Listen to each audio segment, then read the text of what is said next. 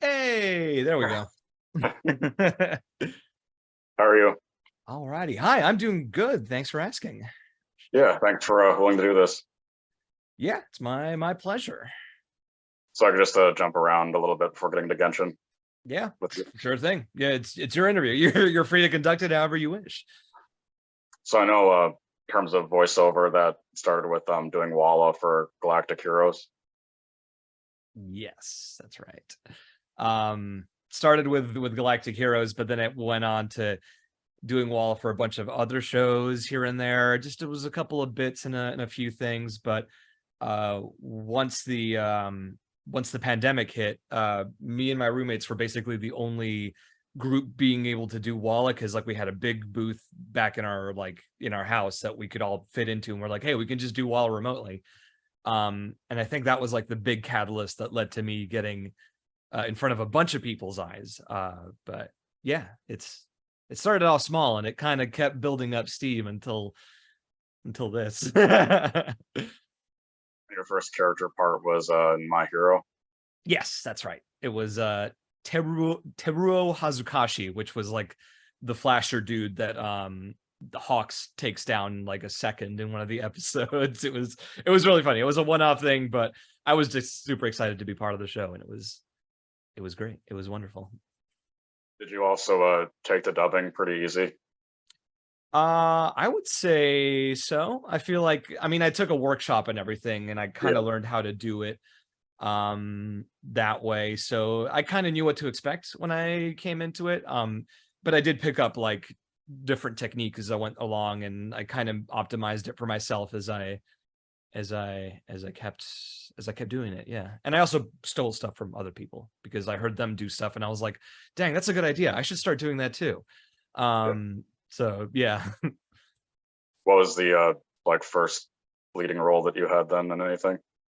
In anime, my first leading role was Neku Sakuraba from The World Ends With You, the animation. And Mhm. uh I didn't expect that show to be my first because it was like this is like an anime adaptation of one of my favorite games ever, and it was just so impossible for me to believe. I was just like there's no way this is happening, but they're like, yeah, we need you for 8 hours on the first episode. We're not going to tell you what character it is, but we just need you for 8 hours. And I'm like, the only person that talks that much in the first episode is Neku. So I was over the moon, and it's still like one of my fondest memories. And yeah, it was good. It was fun. Who do you think that you personally relate the most to them in terms of bigger characters that you played? Who do I relate to them? I relate to Neku a lot. I was a lot like him when I was growing up, but I feel like there's a little piece of me in every single character that I've played. So it's hard to tell like if there's one that encompasses me as a whole. Honestly, Kaveh might be the closest, I would say. There's a lot of stuff that he does that I'm like, dang, I do that. So yeah, probably him. Let's just say him for now. Okay. And do you think you have a personal preference on working on more dramatic projects opposed to comedy, or? It's funny because like I have done a fair amount of more dramatic stuff, or like semi-dramatic, semi-comedic stuff.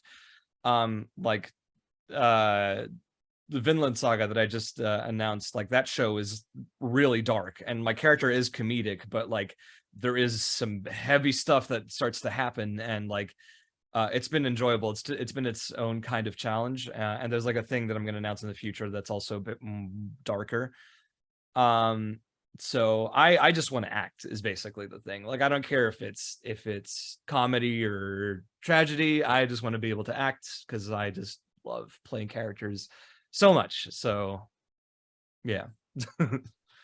Well, for me personally, I think my favorite role of yours is in Kemono Jihen. I love Kemono Jihen so much. Wait, hang on. Where is he? Right on my desk. I always keep Yui with a little crepe that he's eating. That was like the first time I ever had to play like a darker, edgier kind of character that I had to like really go down and talk like this. And like before then, I didn't think I would be cool enough to play a character like that. I was like, I'm a big nerd loser. Why would I ever book a character like this that is like so cool and calm and deep and dark? And it was a big learning experience. I feel like there was a bit of like a growth period when I played that character, and like having to Brittany Lotta, the director for that, she was super patient with me, and she's the best. And yeah, it helped me grow. I feel like I wouldn't have gotten Neku if it wasn't for Yui like teaching me how to be cool. How'd you go into your character in Orient then? Was it similar? For Orient, when I first watched it, I was like, this guy doesn't seem edgy, but he just seems like a chill dude that just like, he's just out here to do his job and have some fun. And like, it was a different kind of approach from Yui, but it was like, he was also Aoshi was also another character that like, I also didn't have that much experience playing, just like a warrior dude that can like be cool, but not necessarily edgy. And yeah, that was another like good thing that like I learned a lot from, and I've applied it to another character that is the same one that I just talked about, that's going to be in a darker thing that I'm going to announce later. So yeah, like all these things are just like learning opportunities to just get better at different things. And yeah, you never stop learning. Mm-hmm. Or has there been a case so far where you've had to go to a pretty dark headspace for any of these characters? That's a good question. I'm not the type of actor that really like dives into like, for example, if I'm playing a character that's going through trauma or anything, I don't tap into traumatic memories from my past to do that. I kind of just like, it's kind of hard to explain because at this point all of my acting is like almost entirely just instinctual and gut reactions and kind of thinking on my feet. So it makes it impossible for me to talk about a lot of this stuff because it's like I just do it and it happens. But there have been moments where like I did cry in the booth because the character was crying, and like I wanted to match that level. And like that literally happened like a few days ago, actually. That character was just sobbing hysterically, and I was like, I need to be able to do that too to make it sound good. And yeah, but like I don't think I really got into a really dark place with any particular character. Not yet, at least. Not yet. And vocally speaking, what do you think the case has been where you've had to alter your voice the most for anything? I feel like, well, Kaveh's kind of up there as being kind of far removed from my regular speaking voice. There was like this one character from this one show, I forget, but he just was like a tough sounding guy like this. And like Pedro from One Piece is another one where I have to gruff him up and sound really deep and stuff. So it usually veers into that direction where I go gruffer and I go deeper.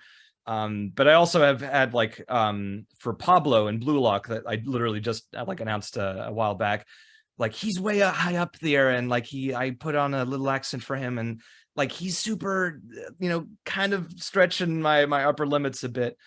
But I don't think I've done anything like monstrous yet that's been super like very, very far removed from my speaking voice. But again, who knows, maybe in the future. Do you still have much attachment to Taisho Otome Fairy Tale too?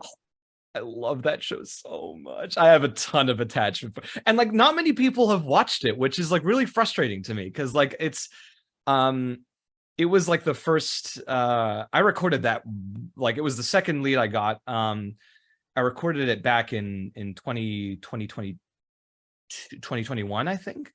And it released in 2022. So like to a lot of people, it was like, oh, that's the third thing that I recorded. It's like, no, I actually recorded this ages ago. They just took forever to release it. And like they released it without any fanfare. They didn't tell people that like, hey, a dub of this show is out if you want to watch it. They just kind of dropped it onto the Crunchyroll and then walked away. And That frustrates me because we worked super hard on that show and it sounds really good, and I'm so happy with how it turned out. And it just has so much like love and heart in it, and it's just a super sweet story. And everybody that's watching it, go watch Taisho Tome Fairy Tale right now. It's really good. I promise you'll like it. Yeah. I have a lot of strong feelings about it. Well, I have noticed a little bit too. I don't know if you have. There's also already kind of a small fan base for your character in Sugar Apple Fairy Tale. Really? I haven't noticed it at all. If anybody has like cat fan art or anything, I'd love to see it. Like, at me on Twitter.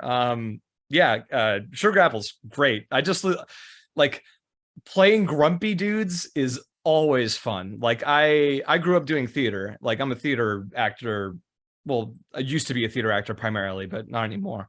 And like really mean dudes were like who I would play the most, and I love doing that all the time. I think just playing an asshole is awesome. Especially if they're like pompous. I love those kinds of characters so much. But yeah, I'm glad to hear that people are enjoying Cat. He's great. He's a lot of fun to do. I love being grumpy. And is there any aspiration for you to move to LA eventually, or? As a matter of fact, there is. I've been planning a move to LA for basically a couple of years now. I love working in Texas. I love being able to be a part of this scene, and I love Crunchyroll giving me, so much work and taking care of me. But there are like, I've got dreams. I've got really big dreams, and I don't think I can chase them unless I'm in LA in that scene, like mingling with that crowd. And there's also just I have people that I want to hang out with in LA as well that I miss a lot, and I want to be able to be there. And yeah, so it might happen soon. Maybe at the end of this year, maybe start of next year. Who knows? I'm still in the planning phase for it. Mm-hmm.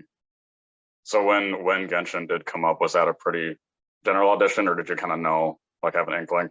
So when I first got the sides, so I got them from my agent. And like the thing about like 99% of game sides, they're all code named. So I didn't really know, it had some weird nonsense name. I can't remember what it was.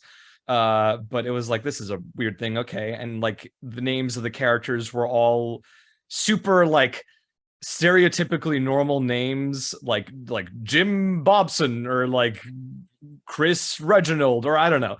But like I opened up one of the character sheets because I'm like, all right, let's do this, because I auditioned for everything my agent sends me because it's my job. And I was like, this kind of looks like Genshin. I feel like this is some Genshin stuff. So I did them. I auditioned. I got to audition for all the Sumeru boys, basically. Like Alhaitham and Tainari and Sino, and of course Kaveh. And like, I honestly thought that my Alhaitham was my strongest audition. But then Nazi got it, and like I love him, so I'm okay with that. But there is a reality where I probably play Alhaitham and Nazi hopefully is Kaveh. But yeah, like I had a feeling that it was Genshin when I first got it, and they confirmed it when I booked it, and they were like, yeah, it's Genshin. I'm just like, let's go. So yeah. Was there any in terms of development, was there any basis off the other language performance, or no? We don't get a chance to listen to the other languages when we're recording. We just kind of go for it. With the exception of the video, like the cinematics, I want to say, I think if I'm remembering it right, I might not be. But no, they basically give us like a guideline, like this is more or less what we want the character to sound like, and then take it away. So I feel like that makes it so like, every version of Kaveh is kind of like that language's own unique version, if that makes any sense. And I kind of love that. I kind of like having like, hey, if you don't like Japanese Kaveh, then you can just listen to Korean Kaveh and he's different, or English Kaveh, or all that stuff. So I'm happy that like I kind of sit in the same place as the other languages. Even if my acting isn't exactly the same as they are, but it's like it's just our own different interpretations of the character, and like they're all valid in my opinion. So yeah. And it does sound like, even though it is a little bit more affected, it does sound like it is close to your natural voice. I do give him a bit of a mid-Atlantic accent because I wanted him to sound like just like a little uptight about stuff, like very fastidious. And also because I kind of based him on a lot of theater kids that I worked with, and a lot of people that do have that like kind of like art is like the most important thing ever, and like that kind of paradigm to how they lived life and did their work. So I did kind of pull from that, but yeah, I mean, like I feel like if I get super agitated and super excited, I feel like Kaveh kind of comes out then. So like people are probably going to hear me accidentally slip into a Kaveh at some point if I'm like streaming or doing interviews or something. I don't know yet, but yeah, it is what it is. So you did mention how much you relate to him. Like, what aspects of him do you relate the most to? This? Okay, so it's established that I have to be very careful because I don't want to like spoil anything. It's super established now that Kaveh is not super great with the whole financial thing. He's having a bit of a tough time financially, and I too am a starving artist that struggles to well, not that struggling. But like I really empathize with like his mindset about art and like how he approaches art and what art means to him. Like it's all of that, like art means the same thing to me too. I can't talk about it in detail.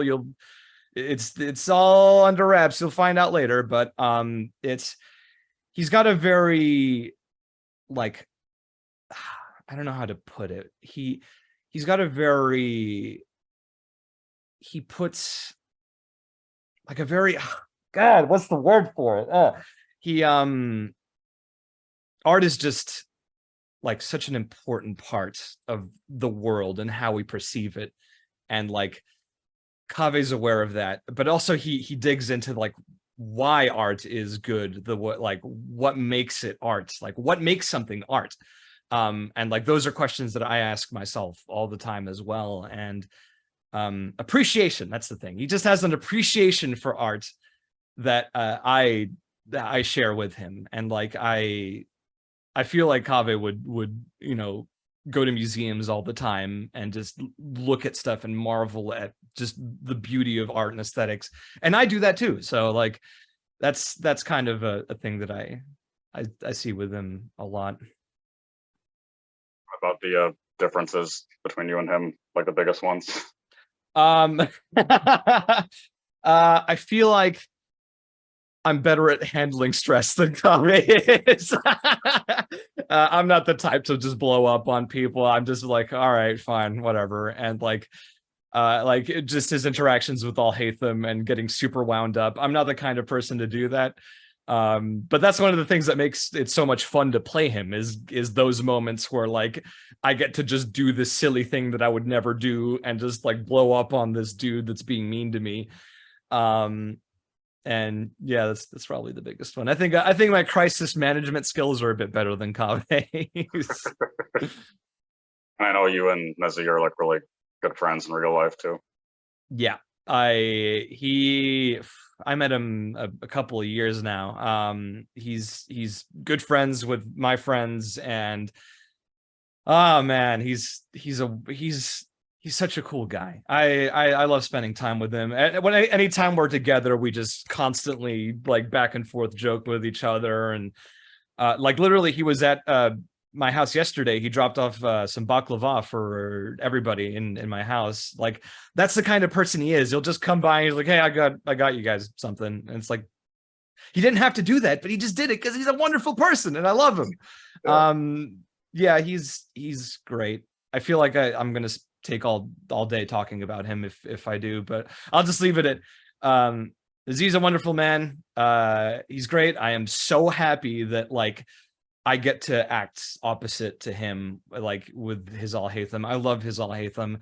And like knowing him so well is the reason why I can do the stuff that I do as Kaveh, because I'm like, I know what Naziz's gonna do in this scene. Like I have a feeling I know what he's gonna do, so I'm gonna play it like knowing that. And every time he's gotten it right. So like it works. It's the power of friendship. So yeah, it's good.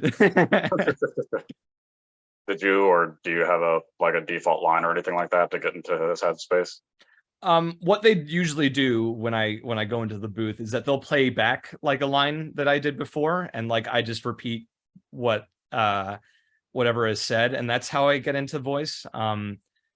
But yeah, there's no real one line that I like tell myself to get into the Kaveh mode. Like it just kind of flows out naturally. And yeah, like yeah.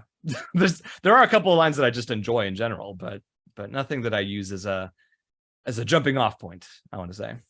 Well, that's what I was going to ask next. If you have as far as what that we've heard so far, if you have like single favorite lines. I have a lot of favorite lines that haven't been made public yet, but I think at least I'd be a fungus with empathy is like my favorite one, probably, because it's so sassy, and like it's so he's just a fun character. That line's great. Yeah. What are your thoughts on his relationship with other characters too, at least as far as we know? I feel like I'm gonna get in trouble if I like go into super detail about this. I feel like Kaveh is one of those people. This is all just before I continue. This is all just my opinion. It's not representative of the company or anything like that. All of this is just what I think, what I opinionate. No relation to what the character thinks or what the company thinks about the character. I feel like he's one of those guys that like, he is a complete disaster person. Like he's just everything is just not working out for him, and he's just barely managing to hold on and not live in a box. But to everybody else, they're like, wow, Kaveh's just so like, he seems like he's on top of his stuff right now. Like he's great. He's super talented. He's a great guy. But internally, he's like, oh my God, I'm about to lose my home.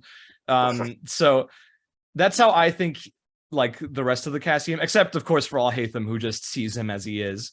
And like I think his dynamic with Alhaitham, like it's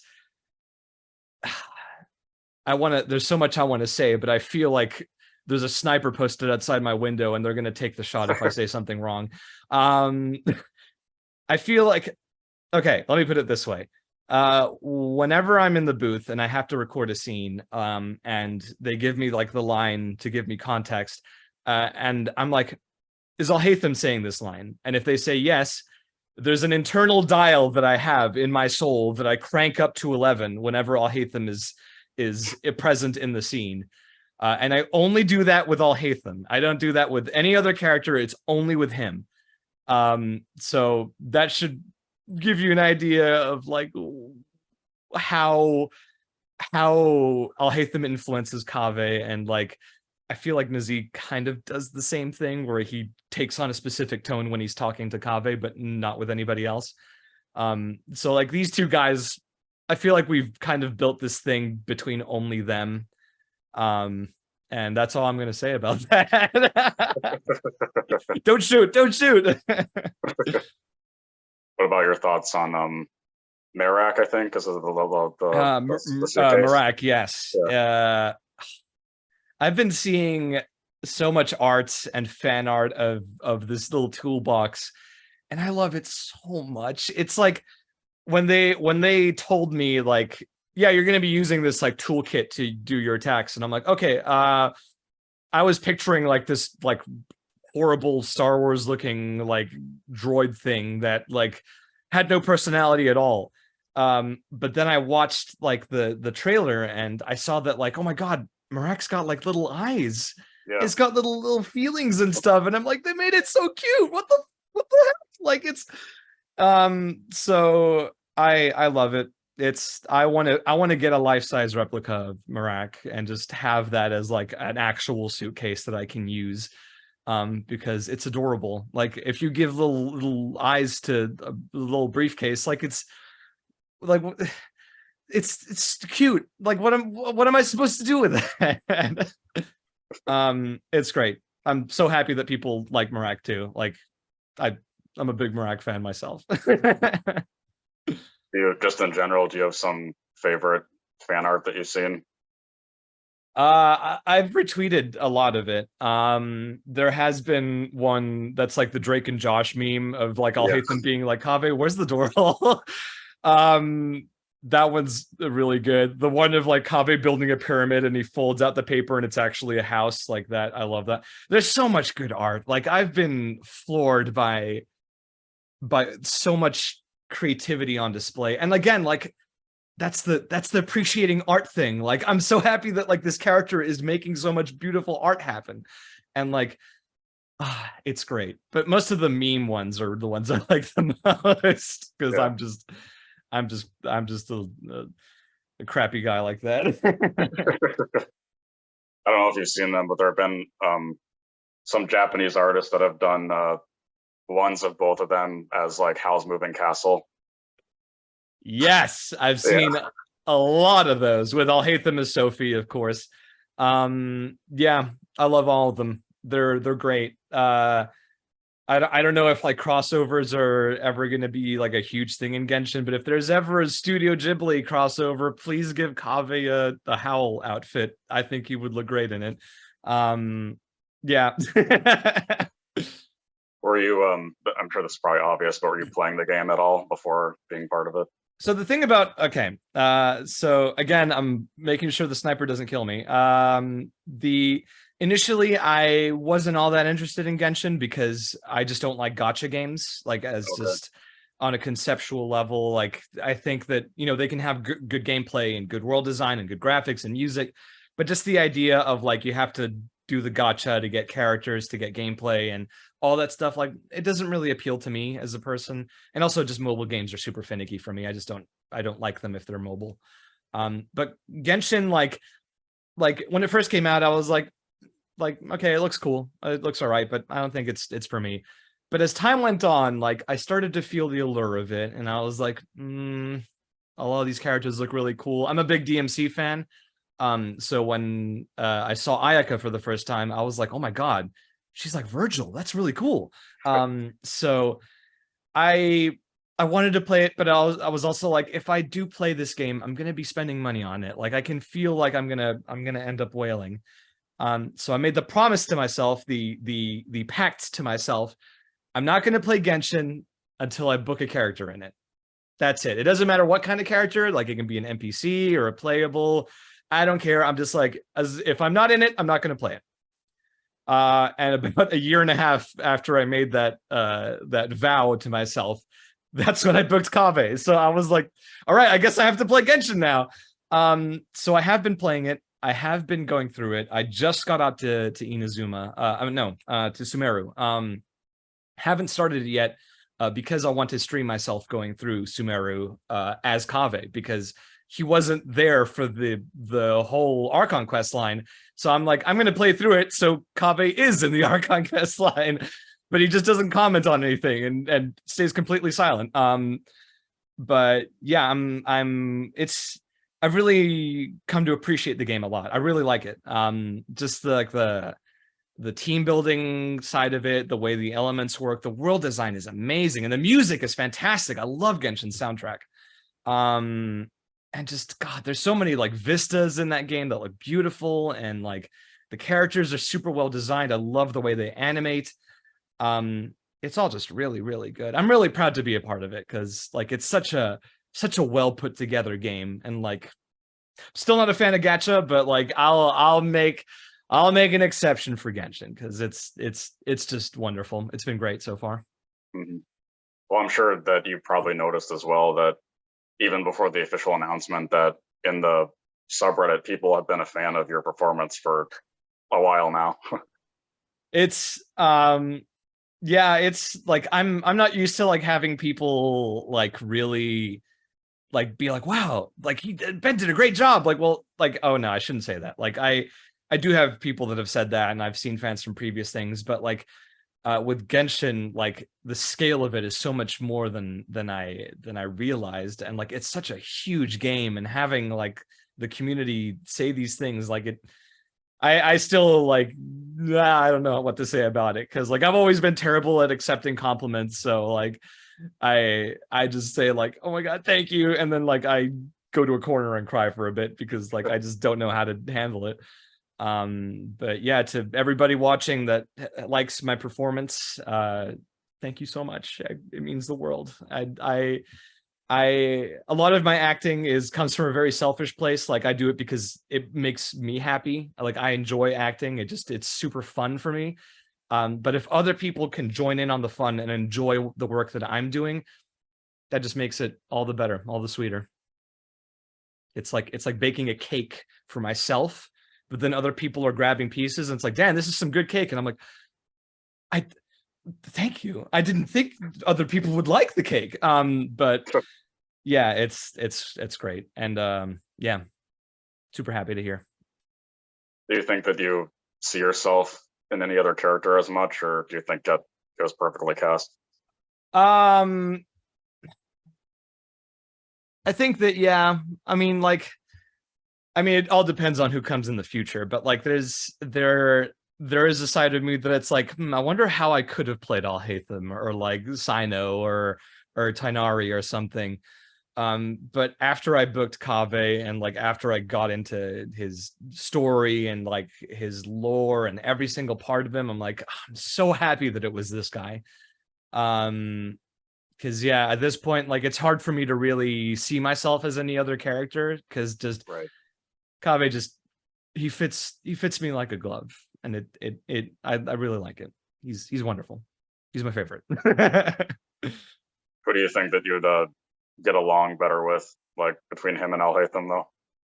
Oh, definitely Kaveh. Absolutely. Like we could talk for hours about stuff, I think. There's like I've got family that are architects. I've got uncles, and my half brother is an architect. My actual like older brother, he was studying to be an architect, but then he switched over to film. So like both architecture and like just art is a big part of my family, and like I I think that we could probably like, I want to go on museum tours with Kaveh and just like look at different art and just discuss it and like get down to the nitty gritty about stuff. And I think it would be wonderful to do that. There were a lot of people that were wondering, how do you think his reaction would be to like having a fandom of people? It's funny because I feel like in game he kind of already does have a fandom. Yeah. Like there are a lot of NPCs that are like, oh, Kaveh's like wonderful. He's amazing. He's one of the greatest minds that Sumeru has ever produced. But he doesn't seem to really notice. So I feel like Kaveh would go a long time without realizing that he has a fan base. And then he'd be like, oh, thank you, I guess, or something. Like he would just not know what to say, the same way that I don't know what to say. Yeah. One of the top ones of something that we didn't get to yet was someone just asked what you think his favorite kind of music would be. Opera, I would say. Yeah. He would definitely be into classical music, opera, and if you really had to go into something more contemporary, definitely jazz, I would say. He strikes me as the type to really be into more instrumental stuff and like really pay attention to the way melodies are composed and all that. But if you had to put him in the modern day, I would say he would be a huge fan of like underground indie bands that don't get much attention, but he's like, I can tell they're good, and like I can see the talent in them. I would say those ones definitely, but probably like classical music, I would say is what he would spend his time listening to if he did do that. Mm-hmm. Who would you like to see him interact with the most from other regions? From other regions? That's a good question. I'm still not 100%. I would love to see him interact with Ito, Oh because yeah. I think that a lot of people, when Kaveh first came out and people saw him and his, you know, how over the top and emotional he is, they were like, wow, he's like Ito. He's like also super over the top and high energy and emotional. And it's like, if these two guys met and hung out, I think it would be really funny. So that would be fun. Yeah. To the Kaveh mains community, to the subreddit, to the Discord, to everybody that's been showing their love for Kaveh, like, thank you so much. I'm just some dude from Chile that a todos los chilenos que también son fanáticos de Kaveh, le mando mil gracias por todo. Son un encanto. I'm just some guy, and I didn't think I could get like caught up in Genshin's world like this. So it's been so heartwarming and so like relieving to be welcomed like this into Tibet. And yeah, just thank you so much to everybody, and love seeing the art, love seeing the memes. I've seen so many like Kaveh wearing Chilean clothes and eating completos and all that stuff, and it's just, I love all of that so much. It makes me happy to see people enjoying the character as much as I do. And also a special message to the Kaveh mains Discord. I'm in that Discord. I've been in that Discord basically for almost I feel like 8 months now or something. I've just been there. I've been watching, I've been lurking. I've talked to a couple of people in there a few times. Nobody knows it's me though. So the search is on. If you can find me out. I'll probably out myself at some point anyway. It's whatever, but yeah. You guys are awesome. I'm so happy to be a part of this community. It's great. It's wonderful. So is there anything else that's upcoming that you're a part of that you can safely talk about? Nothing that there's going to be a few cons on the way. Okay. I think that I feel like they've already. No, I'm not going to say anything until they tweet. There's going to be some cons happening specifically in Texas that I'm going to be a part of, or at least trying to be a part of. So if people want to meet, I'm going to announce them on my socials, so look out for it. There is a upcoming show that I'm going to be a part of that I think a lot of people are looking forward to. Can't say anything about that, but again, look forward to it. It's going to be good. And I'm going to start streaming soon. I would love to start streaming Genshin. As I feel like every Genshin voice actor, like except for Nazi, because he's Nazi. Like I feel like all of them stream Genshin at some point. So I feel like I have to, you know, also do that. Because I want to stream, you know, my pulls to get Kaveh to C6, because I am going to C6 him. It's going to happen. And I just want to stream through Sumeru. I want to stream through everything that happens afterwards. And I want to just do stuff with people. I want to be part of events because I think it's fun. I have talked to Alejandro Saab, Sino's voice actor, about making that Uno game happen. A lot of people have like mentioned the Uno game with the Sumeru boys, and I want it to happen. I think it's probably going to happen. Like once things are fully cleared up and our schedules align and everything. So look forward to me probably losing at Uno, because I think I'm pretty good at Uno actually. Now that I've said that, I'm gonna lose horrifically. It's gonna be a total blowout. So look forward to that, everybody. Yeah. Well, my final question then is always asking, what do you want your legacy to be? What do I want my legacy to be? That's a heavy question. I didn't think you'd pull something like that out, Chris. What do I want my legacy to be? I think that the art that I leave behind, my performances, the people that I've talked to, my memory, I want those things to endure after I'm long gone. I want people to look back and just be like, dang, that dude that voiced Kaveh, he was pretty cool. Like, you did a good job with Kaveh in that ancient game billions and billions of years ago called Genshin Impact. Yeah, because I think that it's just being able to have like stuff like my performances and my voice and like all of these feelings that I put into these characters endure after I'm gone. I think that's good enough for me, you know. I'm just happy to leave my mark on the world and on the people that I've met and talked to and made their lives a bit better because of my work. So yeah, to anybody that's been delighted by the stuff that I've put out, you're the reason I can die happily, I guess. And yeah, it's that's probably my answer.